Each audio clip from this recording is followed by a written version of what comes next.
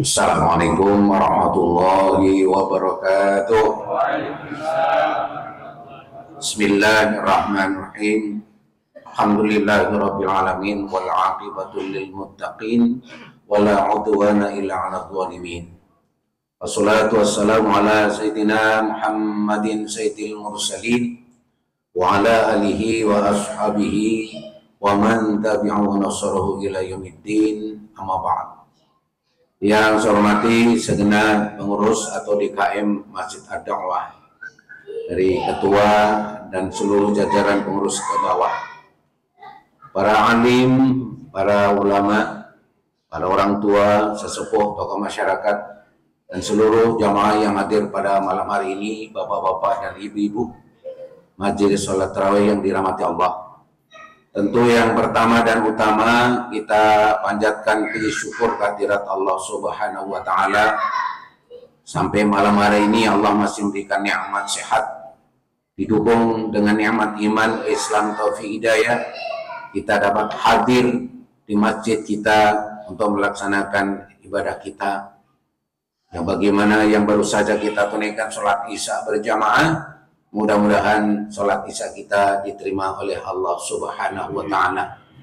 Kemudian sebentar lagi insya Allah kita lanjutkan dengan tarawih, tentu juga dengan harapan mudah-mudahan diterima oleh Allah. Bahkan seluruh amal ibadah kita, baik yang sudah maupun yang belum kita tunaikan, tentu berharap mudah-mudahan diterima oleh Allah Subhanahu wa ta'ala. Hadirin jamaah sholat tarawih yang dimuliakan oleh Allah, judul ceramah tadi disampaikan siksa dunia sebelum siksa akhirat. Kenapa mari kita kaitkan judul itu dengan bulan Ramadan? Bulan Ramadan bulan yang paling istimewa yang Allah ciptakan di antara 12 bulan. Bulan Ramadan yang paling baik dan paling istimewa. Oleh karena itu di dalamnya banyak sekali keistimewaan-keistimewaan yang harus kita raih.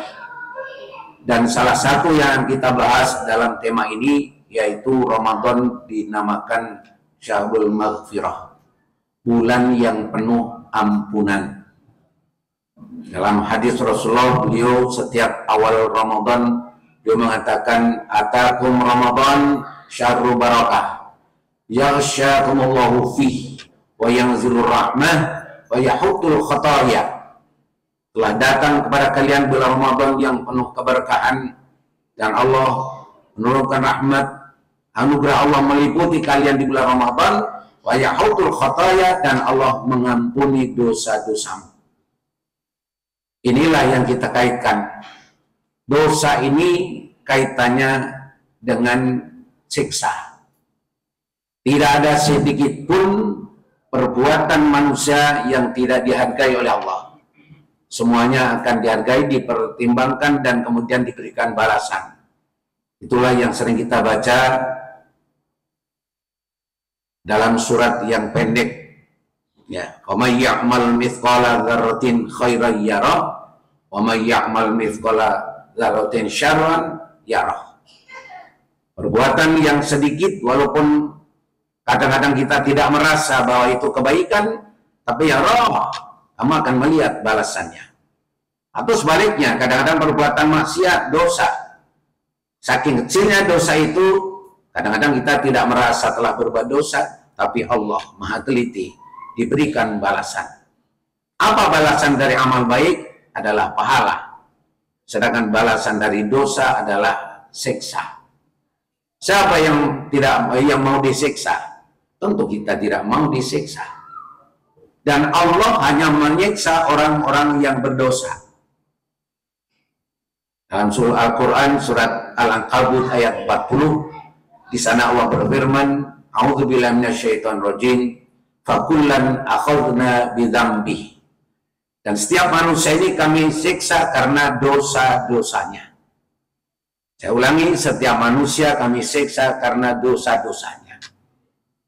Kalau saya bertanya, adakah yang malam ini hadir di masjid ini tidak punya dosa? Tidak ada. Semuanya kita pasti punya dosa. Dan ingat, dosa balasannya adalah siksa. Hanya kalau tidak mau disiksa, jangan punya dosa. Bagaimana kalau sudah terlanjur punya dosa? Nah, itulah maka Allah berikan satu sarana untuk Allah menghapus dosa-dosa kita agar kita tidak terkena siksa Allah. Hadirin yang berbahagia, kenapa kita disiksa oleh Allah? Dalam kesempatan yang sangat terbatas ini, kita akan uraikan paling tidak dua. Kenapa Allah menyiksa manusia? Yang pertama, karena manusia ini kurang bersyukur atau tidak pandai mensyukuri nikmat Allah. Pada Allah kurang baik bagaimana? Nikmat Allah berikan pada kita luar biasa banyaknya, sampai kita tidak bisa menghitung banyaknya nikmat. Wa in ta'uddu ni'matallahi la tuhsuha. Itu banyak nikmatnya, tapi banyak dari kita tidak pandai bersyukur. Dan kalau kita ingin tidak disiksa oleh Allah, kita harus pandai bersyukur kepada Allah. Surat An-Nisa 147, di sana Allah berfirman, "Ma yaf'alullahu bi'adzabikum in syakartum wa amantum." Allah tidak akan menyiksa kamu kalau saja kamu pandai bersyukur dan beriman pada Allah. Jadi kalau kita pandai bersyukur dan beriman kepada Allah, tidak akan disiksa. Ya ma yaf'alullahu bi'adzabikum, tidak mungkin Allah akan menyiksa engkau, menyiksa kamu kalau kamu bersyukur dan beriman pada Allah. Persoalannya, siapa yang tidak bersyukur? Kita selalu mengatakan syukur, alhamdulillah, syukur, alhamdulillah. Kalau saya sih, saya syukuri saja. Kata-kata ini mudah sekali diucapkan. Tapi apakah yang dimaksud oleh Allah syukur itu cukup hanya dengan ucapan alhamdulillah? Tidak. Dalam kesempatan singkat ini akan kita bahas bagaimana bentuk syukur yang dimaksud oleh Allah.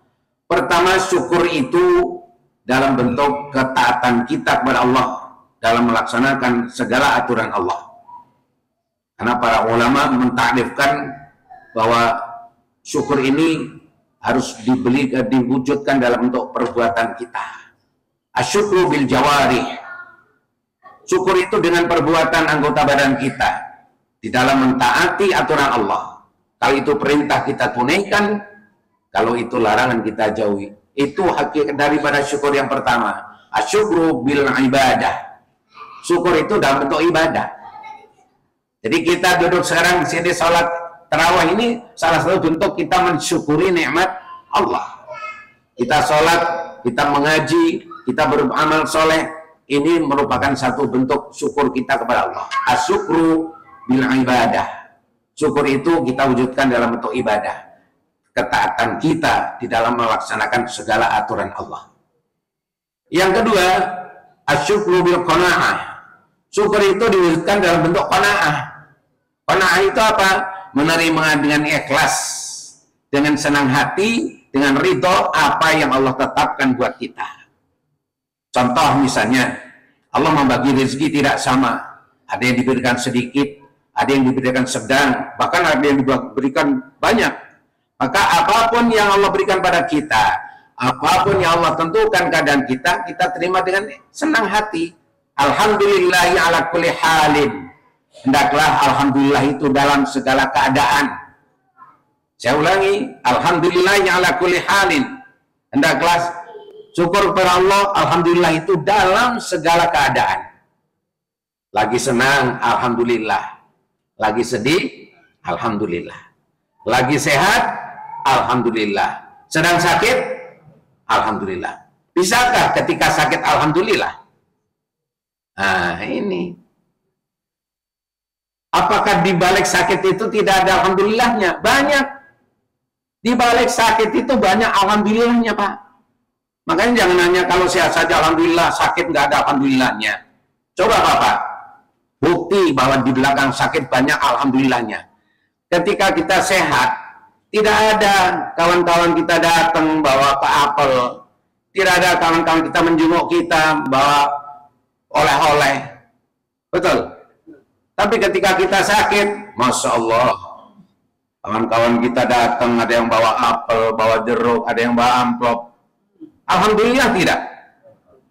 Aduh. Ketika kita sakit, padahal ketika sehat, nggak ada kawan datang ke kita, bawa oleh-oleh macam-macam. Tapi ketika sakit, banyak sekali kawan kita. Saya punya anak namanya Lukman Hasbi, anak saya kedua, anak saya pertama sekarang saya bawa ini. Dia pernah sakit ketika umur 6 tahun.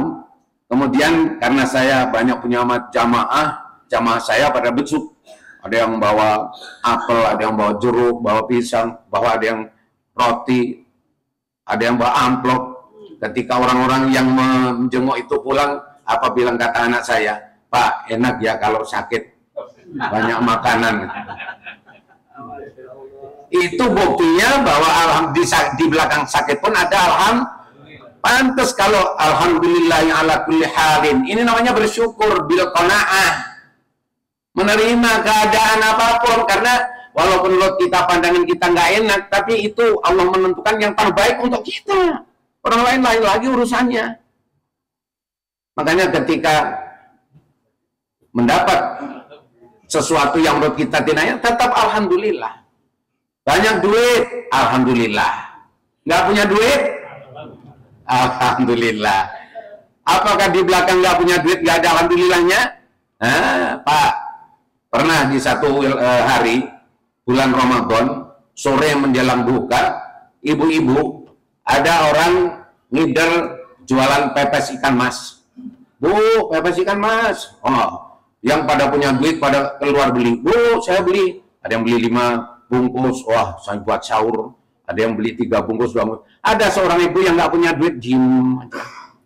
Alhamdulillah nggak? Tidak tentu. Tapi ternyata begitu saya terawih dengar berita bahwa orang-orang ibu-ibu yang tadi beli ikan mas itu masuk rumah sakit semua keracunan ikan mas. Apa kata ibu yang nggak punya duit? Alhamdulillah untuk saya nggak punya duit.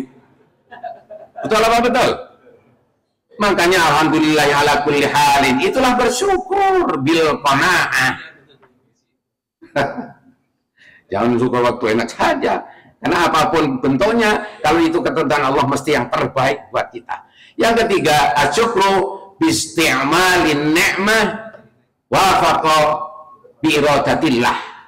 Yang ketiga, cara bersyukur itu menggunakan nikmat Allah sesuai dengan apa yang dikehendaki oleh Allah. Saya ulangi, menggunakan nikmat Allah sesuai dengan apa yang dikehendaki oleh Allah. Coba Allah beri kita nikmat bisa bicara, mulut kita. Nikmat, ya kan? Karena banyak orang yang Allah kasih mulutnya nggak bisa bicara. Tapi kita bisa bicara dengan nikmat. Nikmat.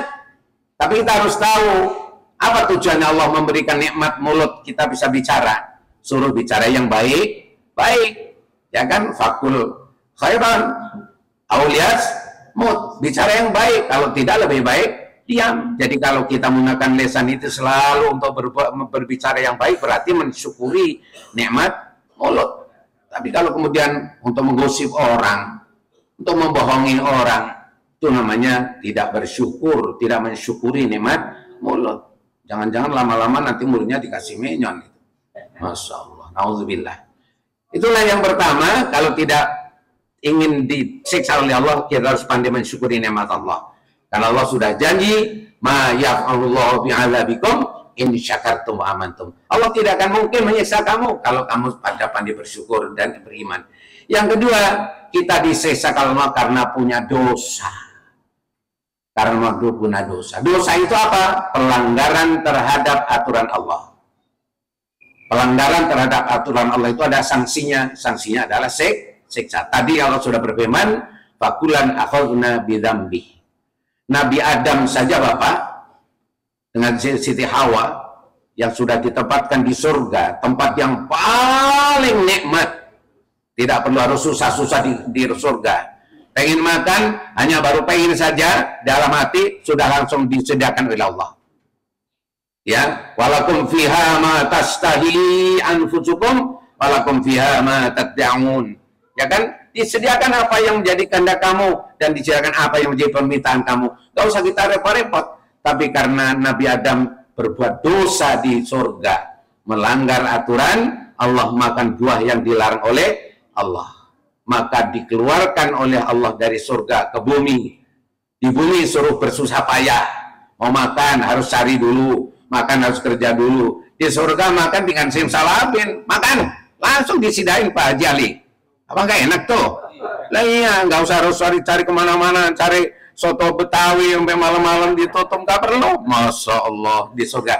Tapi Nabi Adam diturunkan ke dunia suruh hidup bersusah payah. Kesulitan hidup itu adalah satu siksa karena beliau berdosa melanggar aturan Allah. Masya Allah, luar biasa. Kita melanggarnya berapa macam? Nabi Adam melanggarnya cuma satu, itu saja, dikasih kesulitan hidup, apalagi kita belum pernah masuk surga, dosanya banyak, tapi hanya masuk surga. Iblis yang sama-sama di surga dengan Nabi Adam hanya karena satu sombong, menyombongkan keturunan asal usul. Khalaqtani min nar wa khalaqtani min tin. Oh, saya kan lebih hebat dong, saya dari api, sedangkan dia akan menciptakan dari sombong. Sudah di surga hanya sekali sombong, diseksa oleh Allah menjadi penghuni neraka selama-lamanya. Kita sombongnya banyak, belum pernah di surga, tapi pengen masuk surga. Masya Allah. Itulah Bapak Ibu yang berbahagia, karena keterbatasan waktu. Oleh karena itu bulan Ramadan, bulan pengampunan dosa, syahrul maghfirah. Ayo kita mau mengampuni kepada Allah atas dosa-dosa kita. Dengan cara bagaimana? Puasanya baik, jangan asal puasa. Karena Allah sudah berjanji lewat hadis Rasulullah, man shoma ramadhana imanan wa ihtisaban ghufira lahu ma taqaddama min dzambi. Karena siapa yang berpuasa didasarkan karena iman dan betul-betul berharap ridha Allah, puasa dengan baik, yang benih dosa-dosanya. Juga tarawih, man qama ramadhana imanan wa ihtisaban ghufira lahu ma taqaddama min dzambi. Siapa yang salat malam tarawih dengan baik, salatnya khusyuk, tertib, maka ghufira lahu ma taqaddama min dzambi. Apalagi ditambah amal-amal ibadah yang lain. Baca Qur'annya makin dibanyakin, sedekahnya makin banyak. Ayo makin kenceng. Ini tadi banyak yang nggak kebagian nasi. Ayo sedekahnya dong. Kasihan. Masya Allah.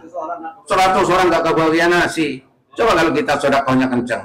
Masya Allah, luar biasa. Saya kira itu saja, mohon maaf yang saya sampaikan. Mudah-mudahan ada manfaatnya. Sebagai renungan saja, renungan. Nah, kita punya dosa nggak? Kalau punya dosa ya kita mesti harus mohon ampun kepada Allah supaya tidak disiksa.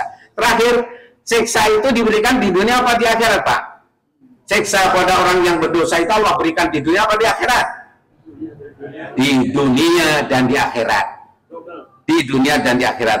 Walanudhiqannahum minal adzabil adna dunal adzabil akbari la'allahum yarji'un. Pasti akan kami timpakan siksa kepada mereka di hari yang dekat, yaitu dunia, sebelum mereka merasakan siksa yang lebih besar, yaitu di akhirat. La'allahum yarji'un, supaya mereka kembali ke jalan Allah. Jadi kalau kita merasa punya dosa, ayo mohon ampun kepada Allah, kembali ke jalan Allah, supaya tidak disiksa baik di dunia maupun di akhirat. Amin ya rabbal alamin. Sekian, terima kasih. Assalamualaikum warahmatullahi wabarakatuh.